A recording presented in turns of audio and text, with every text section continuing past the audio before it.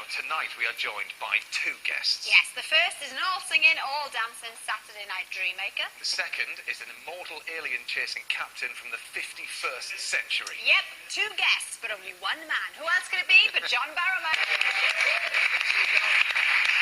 Captain Jack, obviously very good friends with Doctor Who. Correct. But you have become a doctor yourself very recently. Yes, yesterday I got my honorary doctorate degree from the Royal Scottish Academy of Music. Honestly, look at that. The only thing I was disappointed about is that there was no bling on it. There was no sparkles. I said to them, could someone bedazzle this for me? Bedazzle it. Oh, you were in a kill.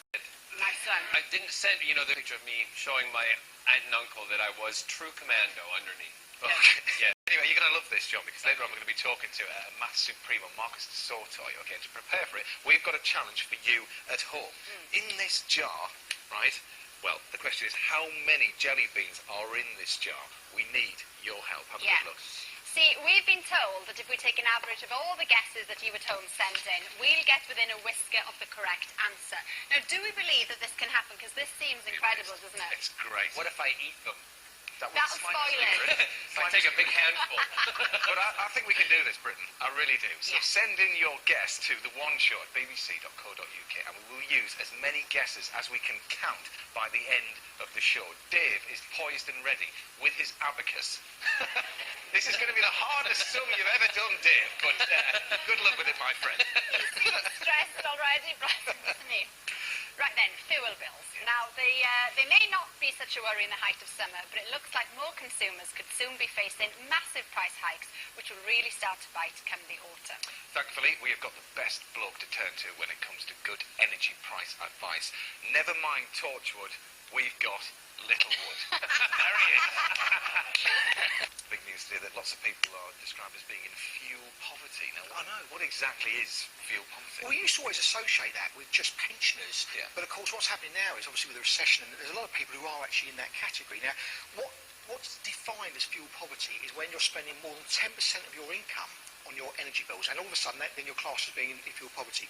Now, at the moment, there's over 6 million people in the country who are in that bracket. But they reckon if these fuel prices come in and they're going to be more than 10%, that's going to double to over 12 million. Right, so I hope people pay attention to that VT. It's very important. The bad news this week, unfortunately, Beco fridge freezers.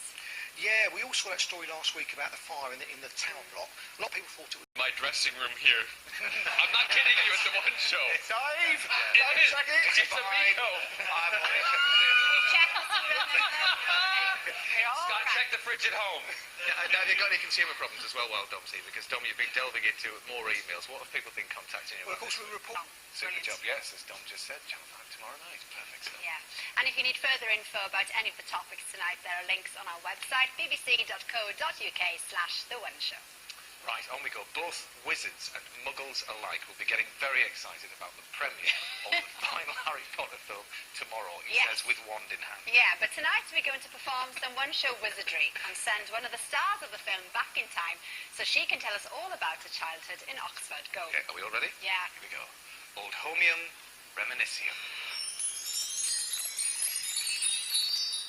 Proud. Lovely. I love those little trips down there. Yeah, they're nice, aren't they? You grew up in Glasgow. Now, John, do you recognise this house? I do. That's actually the house I grew up in Glasgow. It is. Yeah? And that room up, if you're looking at the screen, the one on the left-hand side was my brother in our room. And oh, yeah? Yeah. Well, weirdly, we don't have to look at it from the outside because we actually didn't stop there. We went through the door and there's your room! And the bed's still the same! The scallop Look at the pillow! You reckon? Isn't that great? That's fantastic. Are you serious? You went in the house? Yeah, we did. Went through the window? No, we didn't. Brilliant.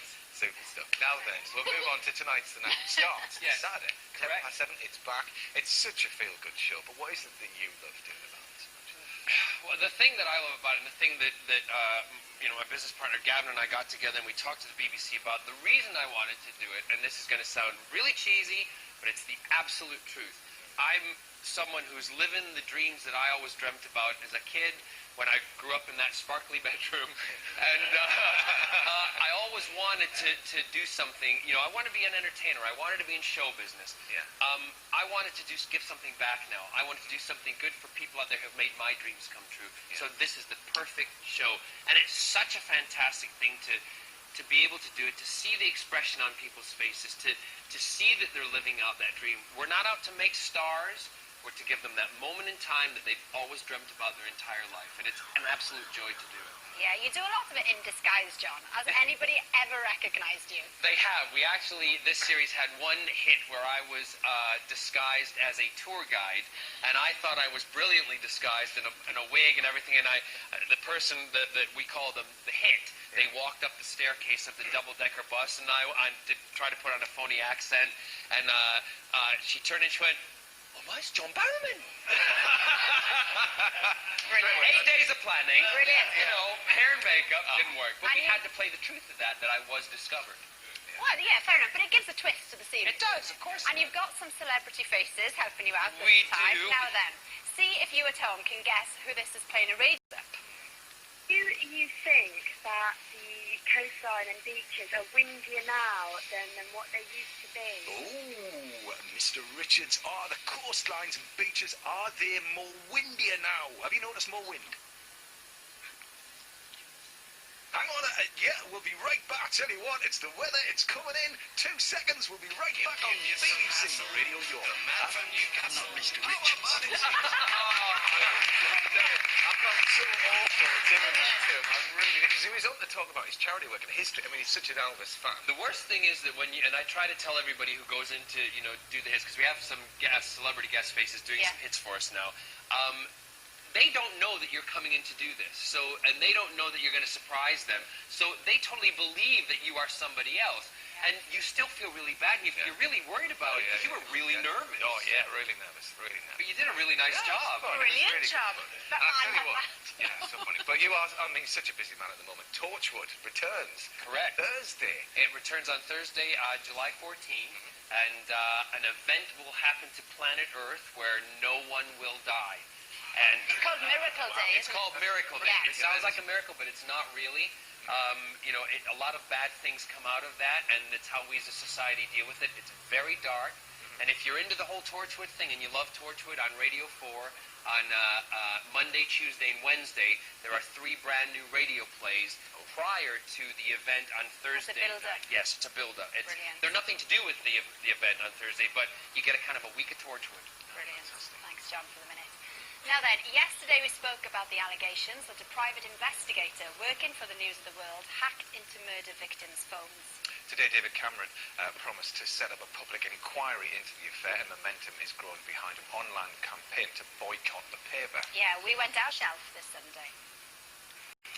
Some very strong opinions there. What do you think, John? Well, all I say is I don't read the News of the World, so that's it. Easy for you then. Now then, Summer Holiday Wildlife Watch Day 3. Yeah, so far during their stay on the Scilly Isles, Mike and Miranda have shown the Collins family seaweed, shrews and seahorses, all the S's. Yeah, today it's time for all the bees, some brilliant burrowing bird life. I tell you, it's getting really exciting, isn't it? Yeah. Silly.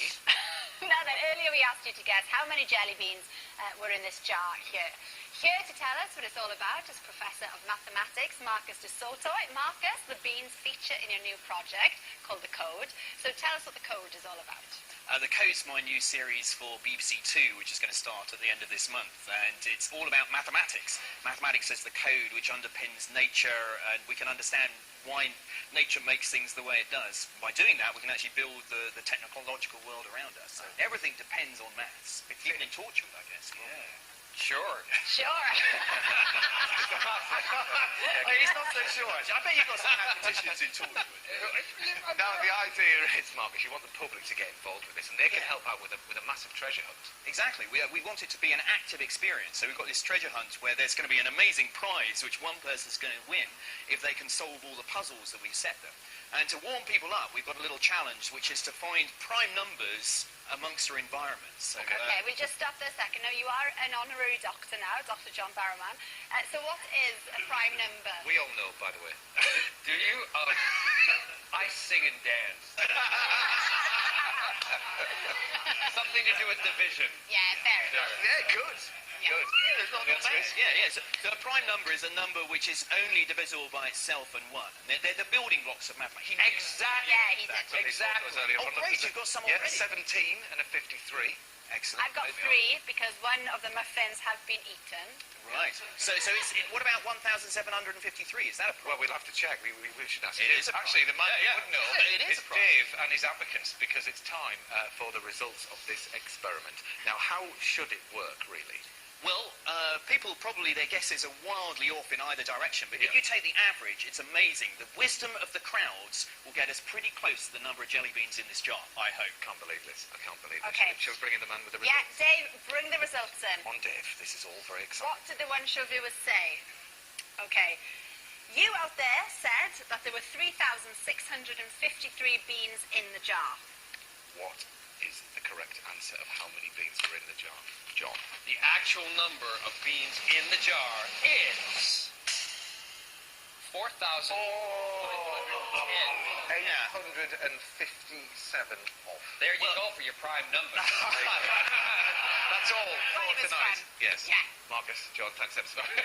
Tomorrow, can you believe this? We're going to be joined by Steve Martin, the Hollywood funny man. Yeah, we will see you at 7 on the dot. Have a lovely evening.